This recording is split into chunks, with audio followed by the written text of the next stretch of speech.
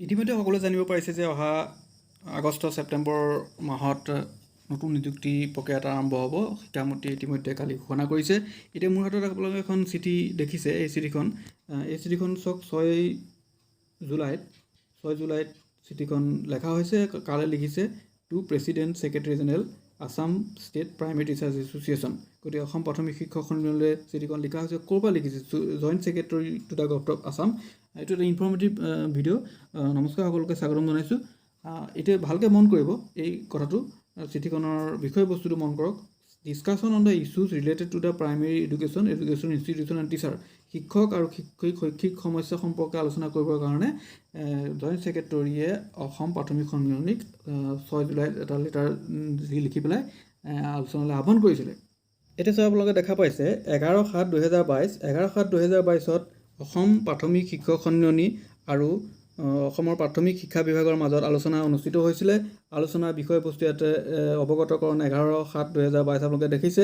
এখন মেমৰেণ্ডাম। এই মেমৰেণ্ডামত চৰকাৰৰ যিবিলাক চৰকাৰৰ লগত আলোচনা হ'ব সেইখিনি প্ৰাথমিক শিক্ষক সন্মিলনীয়ে ইয়াতে উল্লেখ কৰিছে। সকলো ইয়াতে বিভিন্ন চৰকাৰৰ ওচৰত যিবিলাক শিক্ষকৰ সমস্যা, শৈক্ষিক সমস্যা, বিদ্যালয়ৰ বিভিন্ন ধৰণৰ সমস্যা আৰু লগতে শিক্ষকৰ নিযুক্তিকৰণ কথাটো বিশেষভাৱে স্থান পাইছিলে। শ্ৰেণী অনুপাতে শিক্ষকৰ প্ৰয়োজন, এই কথাটো উল্লেখ কৰিছিলে। যদিও চৰকাৰে কৈছে যে শ্ৰেণী অনুপাতে শিক্ষক বৰ্তমান সম্ভৱ নহয়, তথাপিও অতি সোনকালে শীঘ্ৰে শিক্ষক নিযুক্তি দিব বুলি তেওঁলোকে আশ্বাস দিছিলে। আশ্বাস দিয়াৰ লগে লগে আজি আপোনালোকে ইতিমধ্যে দেখা পাইছে মাত্ৰ আলোচনা হৈছিলে। আপোনালোকে দেখিছে 11 তাৰিখে। ভালকৈ মন কৰিব, 11 তাৰিখে আলোচনা হৈছিলে। 11 তাৰিখ মানে আজি দুদিনৰ আগত। কিন্তু লগত পিছদিনাখনেই এই আলোচনাৰ মৰ্মে চৰকাৰে 12 তাৰিখে ঘোষণা কৰিলে।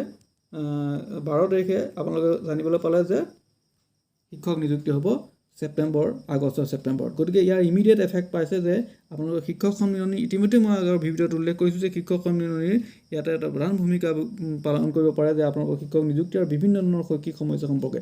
গতিকে ইয়াৰ আঁৰত শিক্ষক সন্মিলনীৰ হাত আছে। গতিকে বিভিন্ন ধৰণৰ চ'ৰ্চ আছে। আপোনালোকেও বিভিন্ন ধৰণৰ আবেদন জনাইছিলে। বিভিন্ন চ'ৰ্চৰ পৰা আবেদন চৰকাৰৰ ওচৰত গৈছিলে যে শিক্ষক নিযুক্তি অচিৰে আৰু এটা শিক্ষক নিযুক্তি হ'ব লাগে। কিন্তু অসম ৰাজ্যিক প্ৰাথমিক শিক্ষক সন্মিলনীৰ ইমিডিয়েট এইটো ইম্পেক্ট দেখা গৈছে চৰকাৰৰ ওপৰত। এদিনৰ পিছতে চৰকাৰে ঘোষণা কৰিছে। 11 তাৰিখে মিটিং হৈছে। পিছদিনাখনেই চৰকাৰে এটা সিদ্ধান্ত লৈছে আৰু চৰকাৰে এই সিদ্ধান্ত কৰে যে আগষ্ট ছেপ্টেম্বৰত শিক্ষক নিযুক্তি হ'ব। গতিকে ভৱিষ্যতেও আপোনালোকে অসম ৰাজ্যিক শিক্ষক সন্মিলনীৰ লগত যোগাযোগ অব্যাহত ৰাখিলে বা বিভিন্ন ধৰণৰ আৰু তেওঁলোকৰ লগত আলোচনা মিলিত হ'লে ইয়াৰ সুফল আপোনালোকে পাব পাৰে। ভিডিঅ'টো ইমানে আছিলে। আজিলৈ আহিছোঁ। ধন্যবাদ।